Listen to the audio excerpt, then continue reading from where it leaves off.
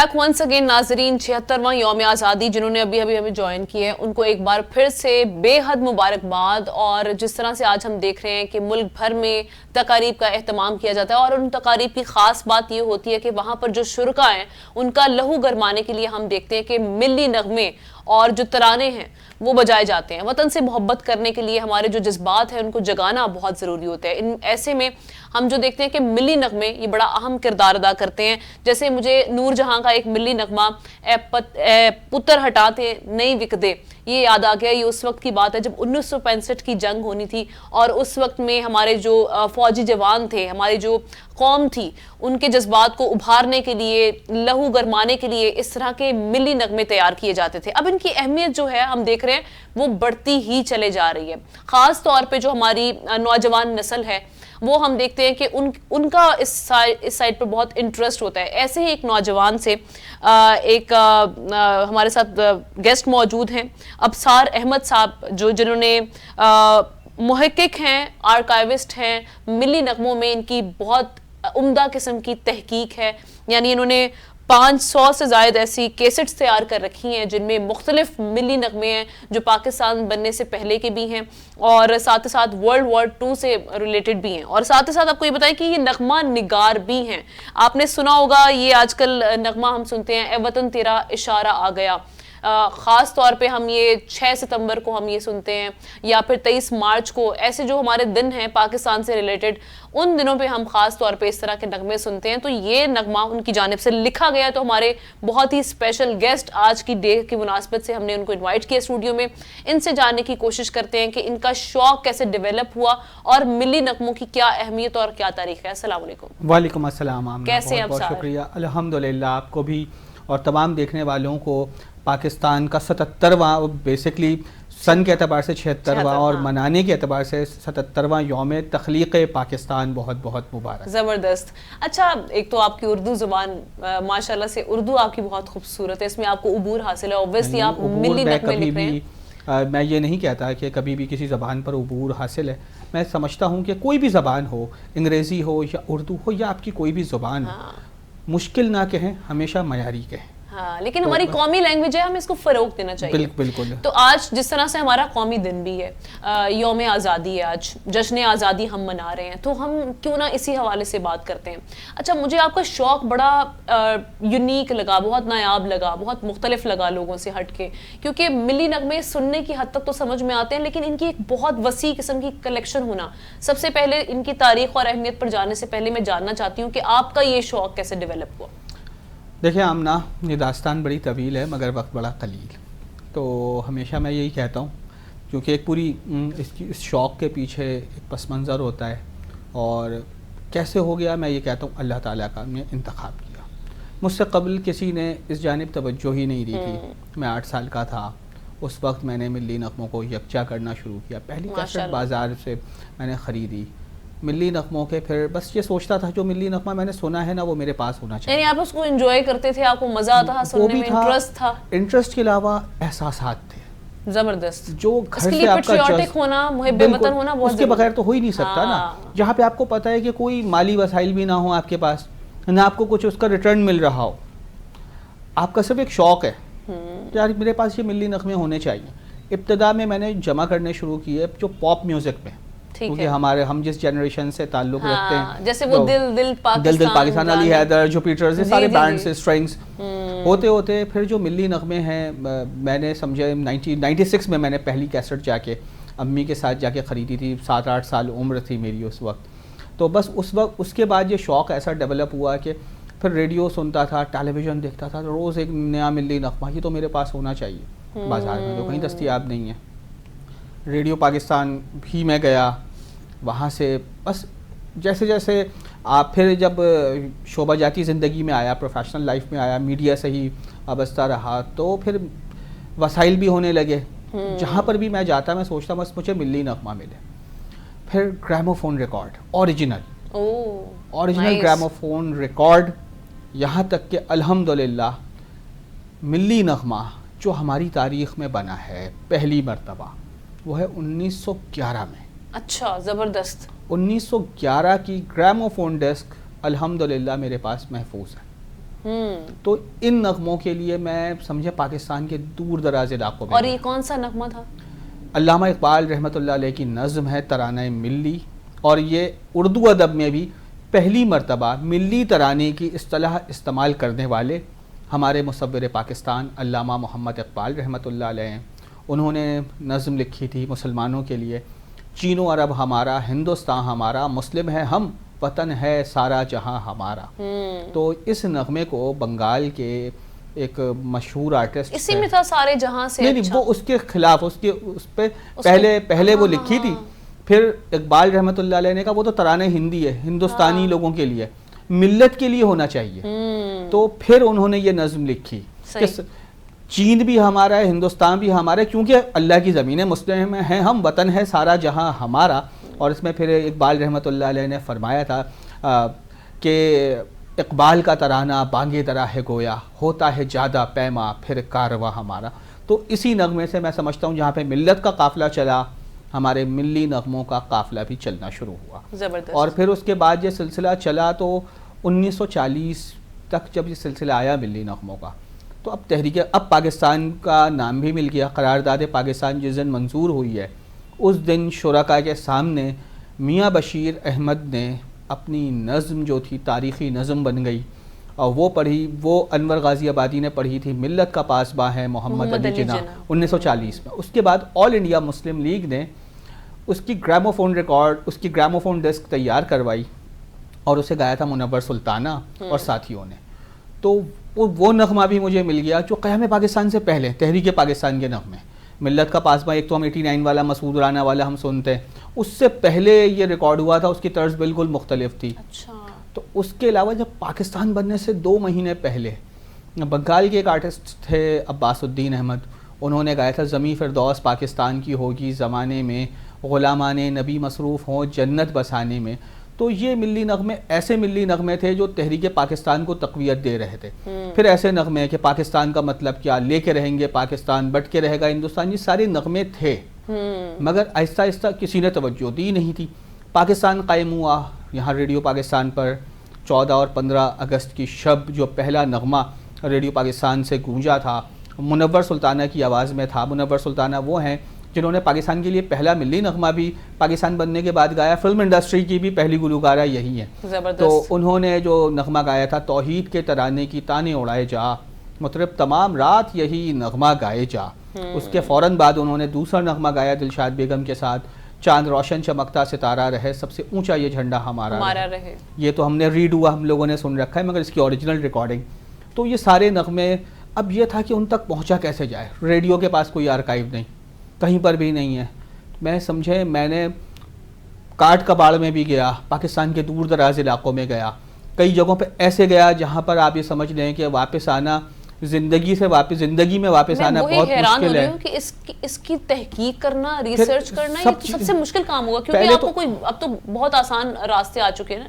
آپ کے پاس گوگل ہے، آپ کے پاس بے تحاشا کتاب ہے، لیکن اس شعبے پہ کسی نے کام نہیں کیا نا. میں اس شعبے پہ کسی نے کام نہیں کیا. تو اچھا پاکستان میں آپ کہہ رہی 500 5,500 یا 5,000 ملی نغمے بنے، 4,500 میرے پاس تو محفوظ ہیں. ارے ماشاءاللہ زبردست ورلڈ ریکارڈ، اسی لیے آپ نے الحمدللہ.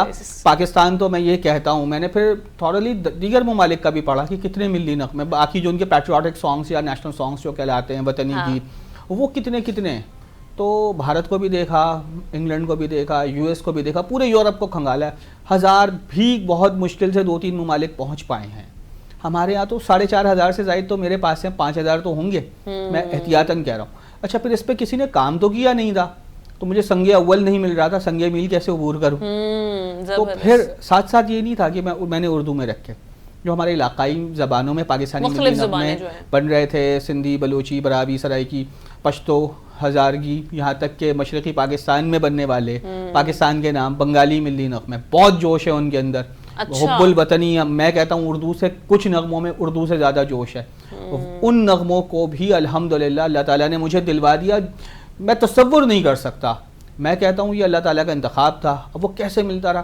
اچھا صرف میں نغمے جمع نہیں کرتا تھا، پھر ساتھ ساتھ اس کی معلومات بھی یکجا کر رہا تھا کہ کون سا نغمہ کس طرح جو ہے پروڈیوس ہوا، اس کا شاعر کون ہے، موسیقار کون ہے، کون سی ڈیٹ کو ریلیز ہوا. اس کے لیے چونٹی کے منہ سے دانا دانا میں وہی جمع کر پوچھنے کے، لگی ہوں یہ معلومات ملی کیسے؟ اس کے لیے میں وہی کہہ رہا ہوں، چونٹی کے منہ سے دانا دانا جمع کر کے شیر خورما اگر آپ کو تیار کرنا ہو نا تو وہ بڑا مشکل کام تھا، مگر ظاہر ہے ایک عرصہ لگا اس کے اندر، بہت زیادہ بہت محنت کرنی پڑی، اور سمجھیں اس وقت 35 سال میری عمر ہے، تو 8 سال اس میں سے اگر آپ نکال دیں تو کتنی آپ کی 27 سال سے یہ میری ایک جنون تھا، زبردست جنون تھا، شوق تھا، اس کے لیے میں پاکستان کے دور دراز علاقوں میں چلا گیا، اس علاقے کا نام بھی نہیں پتا تھا کہ فلاں صاحب ہیں، ان کے پاس گراموفون ریکارڈ ہوتے ہیں، کیا لینے گئے؟ ملی نغمہ، ایک ملی نغمے لینے کے لیے بلوچستان کے پرخطر علاقوں میں چلا گیا۔ الحمدللہ اللہ کا احسان ہے، اللہ نے یہ کام کروانا تھا پاکستان کے لیے۔ میں ہی کہتا ہوں، میرا ایک بیانیہ ہے، اب میرا اس بات پہ یقین ہے، اور میں تمام جو ناظرین دیکھ رہے ہیں میں ان لوگوں سے بھی یہ بات کہنا چاہوں گا کہ جب پاکستان کے نام بننے والے موسیقی کے آئٹم ہیں وہ محفوظ رہ سکتے ہیں تو سوچیں نظریہ پاکستان اور پاکستان کے لیے بہایا گیا شہیدوں کا لہو کیسے رائے گا جائے گا؟ بالکل یہ رائے گا نہیں جائے گا، اور درست آپ نے بات فرمائی ہے کہ ہم جو یہ سوچتے ہیں کہ جو پاکستان کے دشمن ہیں ان کے یہ خیال ہیں کہ بھی پاکستان اب جس سچویشن میں آ چکا ہے، بے تحاشا ہمیں مشکلات ہیں، ہم گھرے ہوئے مشکلات میں، ہمیں اس چیز کا ادراک بھی ہے، لیکن وہ بات پھر آ جاتی ہے کہ پاکستان مٹنے والا کبھی بھی نہیں ہے، یہ تو ہمارے دشمن بھول جائیں۔ یہ میں آپ کو بتاؤں نا، ہم نے مٹ جانا ہے، لیکن اس ملک کو اس میں ایک بات ہی قیامت کی سحر ہونے تک زندہ رہنا ہے۔ یہ لوگ کہنے والے، میں ایک بڑی ذمہ داری کے ساتھ بات بتا رہا ہوں، یہ یقین ہے میرا، یقین جس کو نہ بھی ہونا اس کو کرنا پڑے گا، اٹل حقیقت ہوتی ہے۔ درست، جب پاکستان قائم ہوا تھا لوگ کہہ رہے تھے 6 مہینے بھی نہیں چلے گا خاکم بدہن، ہاں بالکل ہم یہ کہہ رہے تھے نا، کچھ بھی نہیں تھا پاکستان کے پاس، کچھ بھی نہیں تھا، آپ کے تو لٹے پھٹے وہ آئے تھے، اور بینک ریزرو انڈیا نے آپ کی چیزیں روک لی، ریڈ کلف مشن نے آپ کی سارا علاقے چھین لیے، پھر بھی پاکستان قائم رہا۔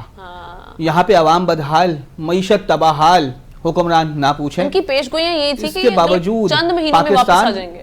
پاکستان جوہری قوت ہے، سب کچھ ہونے کے باوجود جو جس نے اس کو نقصان پہنچایا نا، میرا یہ یقین ہے کہ اسے مرنے کا انتظار نہیں کرنا پڑے گا، دنیا میں ہی وہ دیکھ کر جائے گا جس نے پاکستان کو نقصان پہنچایا، نہیں تو اس کی نسلیں دیکھیں گی، دنیا دیکھ رہی ہے، بالکل ایسے دنیا دیکھ رہی ہے۔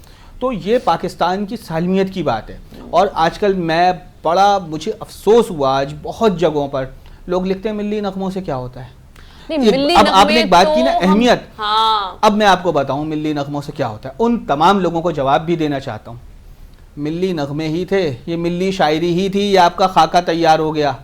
علامہ اقبال کون تھے؟ اس کی اگزامپل موجود ہے، سب سے بڑی بات، اگر وہ اس وقت شاعری میں لکھتے، شاعری ان کی شاعری میں اتنا دم تھا کہ آپ کی سوئی ہوئی جو قوم تھی، مسلم امہ تھی، ان کو جگایا، ان کو دو قومی نظریے سے روشناس کروایا کہ بھئی کتنی ضرورت ہے، کیونکہ کتنے اس ٹائم کے مفتیان تھے جنہوں نے اس میں فتویٰ لگا دیا کہ یہ الگ مملکت بنانے چلے ہیں، کیوں؟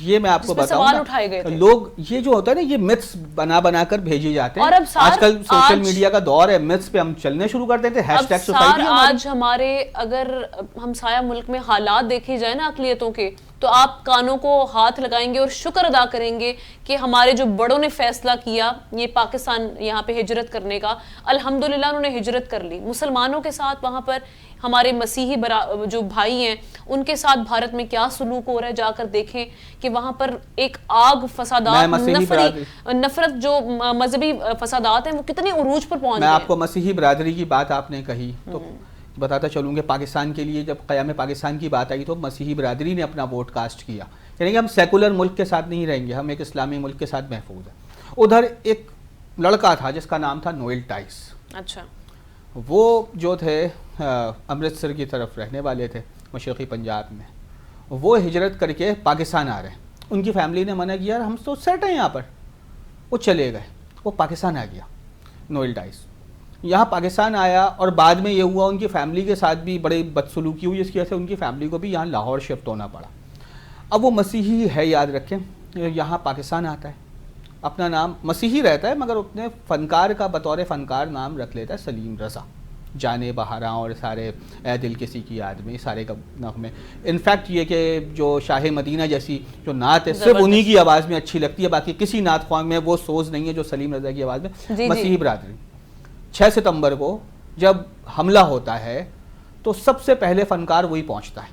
کہتا ہے شمس الدین but station director radio Pakistan Lahore ہے, کہتے ہیں بٹ صاحب مجھے محاذ پہ بھیجیں. بھائی فوجی بہت ہیں, تم آواز کا مورچہ سنبھالو. کہتے ہیں آواز کا مورچہ, نغمے گاؤ. اب وہ نغمہ گاتے ہیں ہم ملکہ ترنم نور جہاں, نو ڈاؤٹ بہت بڑا نام ہے, مگر سلیم رضا کو بھول جاتے ہیں. سب سے زیادہ ترانے انہوں نے گائے جنگ ستمبر. اب میں ایک اہم بات بتانے جا رہا ہوں. جنگ ستمبر عروج پر ہے, سیالکوٹ پر دشمن نے حملہ کر دیا ہے. کشور ناہید ہماری شاعرہ ہیں, نغمہ لکھتی ہیں. سلیم رضا کو وہ نغمہ گانا ہے. ان کے بیٹے کی طبیعت خراب ہے, نغمہ بھی بتائیں نا ہمارے, ابھی بتا رہا ہوں آپ کو. تو وہ نغمہ انہیں گانا ہے اور وہ اپنے بیٹے کو لے کر سی ایم ایچ ہاسپٹل جا رہے ہیں. شدید, ایک ہی بیٹا ہے, ٹھیک ہے. رستے میں ہے, رابی پل پہ پہنچے تو دیکھتے ہیں فوجیوں سے بھرا ٹرک جا رہا ہے واہگہ کی سمت. کہتے ہیں کہ جب میرے محافظ اپنا مورچہ کمزور نہیں کر رہے تو میں اپنی آواز کا مورچہ کیسے کمزور کروں. سلیم رضا بیٹے کو گھر چھوڑتے ہیں, لاہور ریڈیو پہنچتے ہیں, نغمہ ریکارڈ کرواتے ہیں, واپس آتے بچے کی ڈیتھ ہو گئی. اب تدفین وغیرہ ہو گئی. وہ کہتے ہیں میں نے شام کو, اچھا یہ واقعہ وہ ہے جو آپ کو کہیں کتابوں میں یا کہیں نہیں ملے گا.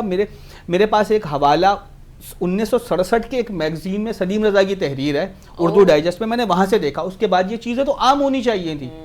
یہ چیز وہاں سے میں کہہ رہا ہوں نا, جو دانا دانا آج کا المیہ یہ ہے کہ ہم نے اپنے جو ایسی پرسنالٹیز تھی نا, ان کا تو ہم نے تذکرہ ہی نہیں کیا اپنے اس میں تاریخ میں. اب آپ کو بتاتا ہوں. سلیم رضا کہتے ہیں میں شام کو, جب مسیحی برادری سے تعلق ہے, یہ بات ذہن نشین رکھ, جو ناظرین ہیں یاد رکھیں, شام ہو گئی, مغرب ہو گئی, اس کے بعد وہ کہتے ہیں کہ آج دن بھر کی خبروں سے بے خبر رہا, کیا ہوا, تو بس بیٹے کا غم تھا, آنسو تھے, بس میں نے ریڈیو سیٹ آن کیا, وہی نغمہ گونج رہا ہے.